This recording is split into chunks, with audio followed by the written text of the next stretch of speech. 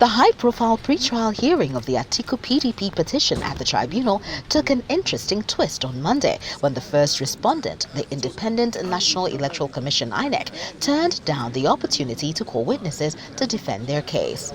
INEC's lawyer Yunus Usman San said it would not be necessary on the grounds that the evidence extracted from the petitioner's witnesses during cross-examination was in support of the commission's case.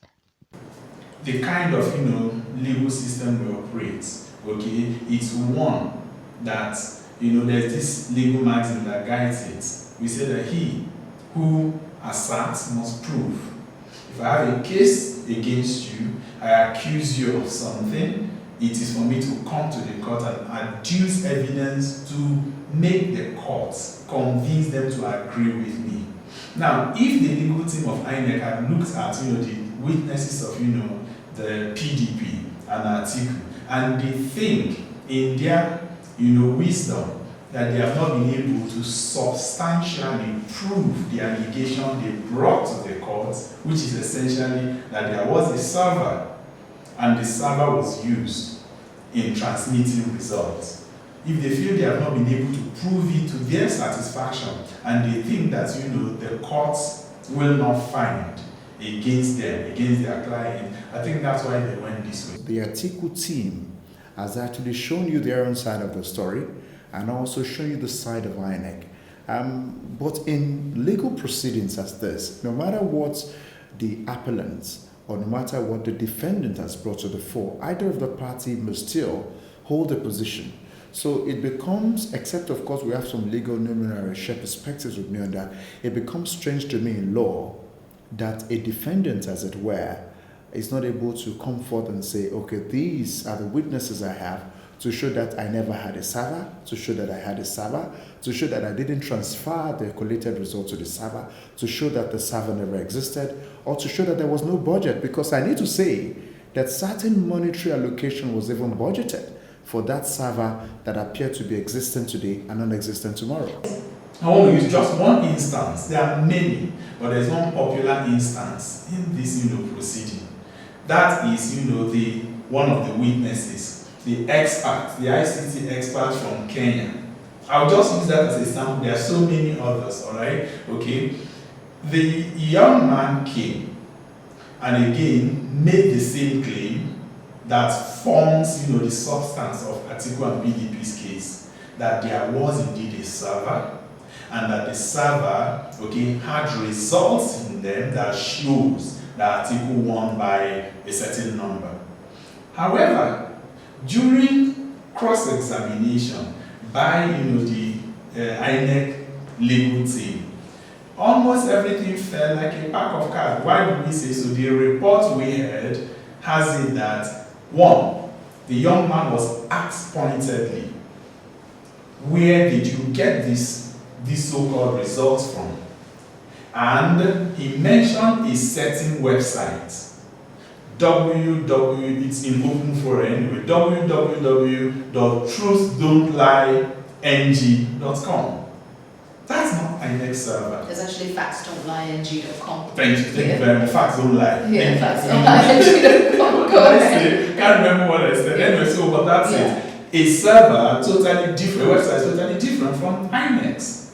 So they told him, that's not the INEC's website. He said, yes, we got it from an INEC quote-unquote official. Name the INEC official, no, it's anonymous. On the face of it, what's the guarantee that there is indeed an INEC official or an anonymous person? So to this extent, any lawyer will understand what I mean. Looking at it, the team feels this case has fallen. Again, they asked him what date. He said it was on the 12th of March. And they reminded him, election was held 23rd February. And result was released way before 12th of March.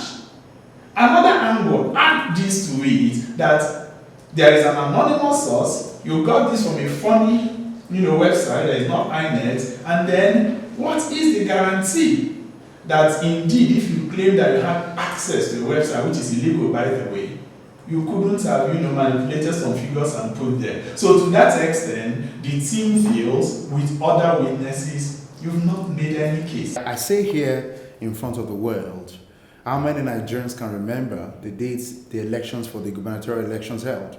Many persons remember 23rd of February. How many persons remember after that? Do not forget that that is a Kenyan, that is an expert brought in to do one or two things. And you could even find out that the man in question probably checked for details regarding the dates before the elections were postponed. It could happen to any one of us here that don't have our hands properly on the dates the elections should have held and when they actually held.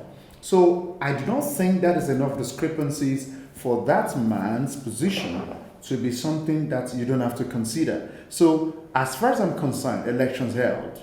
You may not remember the date. Do not forget that your president once said somewhere that there was a West Germany in the 21st century.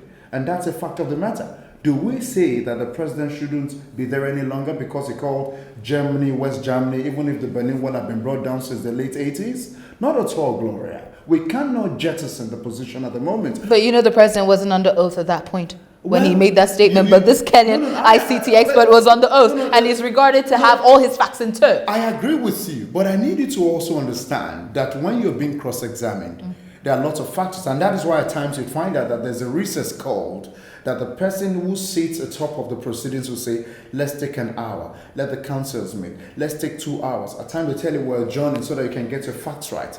Some persons may be pressured. You're talking about a foreigner who understands the complexity and the dangerous situation we'll find ourselves during elections. The man's wife may have called him before he stood in the box to say, we still need you, we've got 6 children, be careful, the family needs you.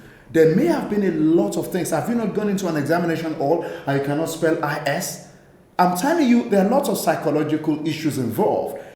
Atiku reportedly fielded 58 witnesses out of the 400 it listed to prove President Muhammadu Buhari did not win the February 23 presidential polls.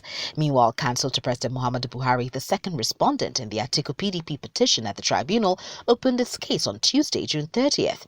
Many are now watching to see if they will toe the same path as INEC and not field witnesses. Rootstv, Nigeria.